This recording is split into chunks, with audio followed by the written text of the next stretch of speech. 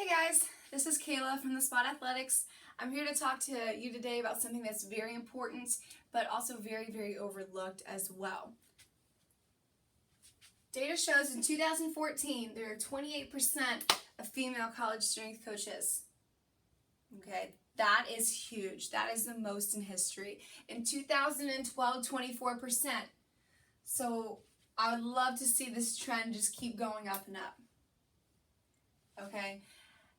And women, I know you're out there, okay? Because the data shows it. So why on the Spot Athletics Facebook pages, social media, blogs, why are all the men asking the questions? Why are all the men, sparking discussion? I know you're there because the data shows it, but why are you not leaning in? That brings me to my talk today, women in strength conditioning. Sheryl Sandberg, I'm a big fan of her. She wrote the book Lean In 2012. 2010, she had a TED Talk preceding the book. And she's influenced me so much in my professional career. I'm so excited and I have to share about it. First thought I'm going to go over today, it's called sitting at the table. Sit at the table. She discusses that in a big New York office. She's sitting at this big round table and there are two women off to the side and they don't think they're worthy enough to sit at the table with all the men to talk about ideas, to spark anything. And she found it very disturbing. We're not raising our hand at strength conditioning meetings. Yeah, I go to my fair share, I think, and I know I'm guilty of it myself. I have good questions. I never raise my hand. All the men do. In meetings, all right, we don't like to speak out because we don't want to be wrong. Okay, we're not confident. You need to reach out to other professionals to talk shop. Okay, ask questions on forums. Give ideas at meetings. Don't isolate yourself because then we'll just go more and more unnoticed, especially if you are not in this profession and you're looking to get in.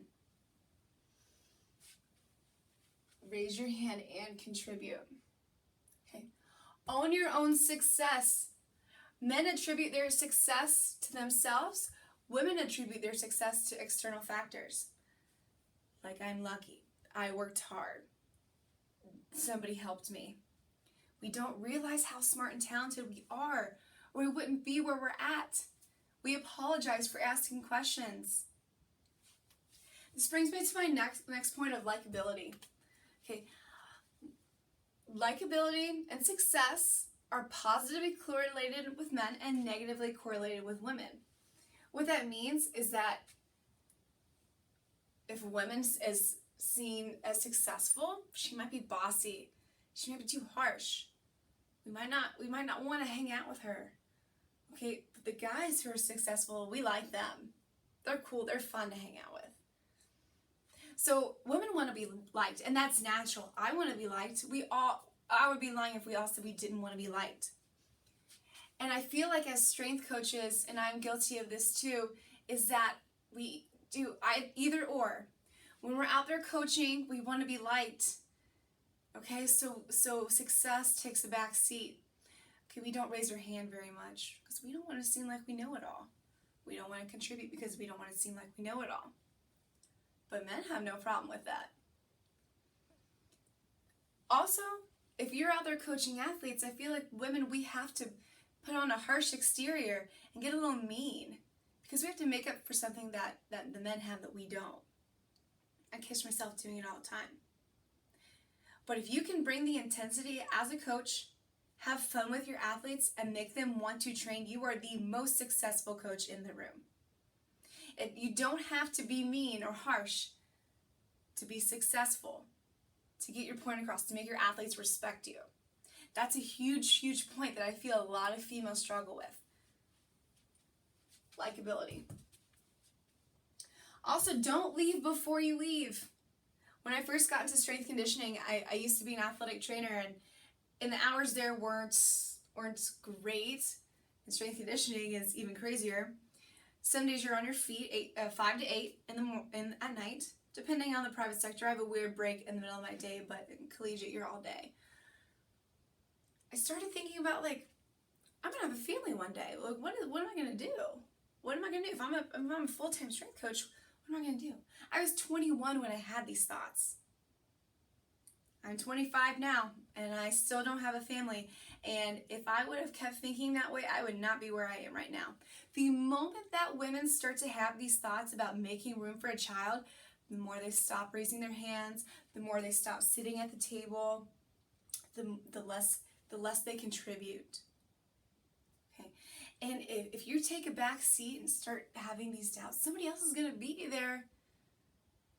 And your job has to be challenging and exciting for you to want to go back. If you stop reaching for that promotion or that dream job, somebody will beat you to it. And that you won't want to go back. You won't want to leave your infant at home. And I don't have children, so I can't speak from experience. I just know how Sheryl puts this and how much it has impacted me in the way I think. Keep your foot on the gas pedal the entire time. If you know you're moving, don't just step back. Lean in more, because that builds skills for the next job that you're going to get or the next place you're going to be. You work hard so you have great references.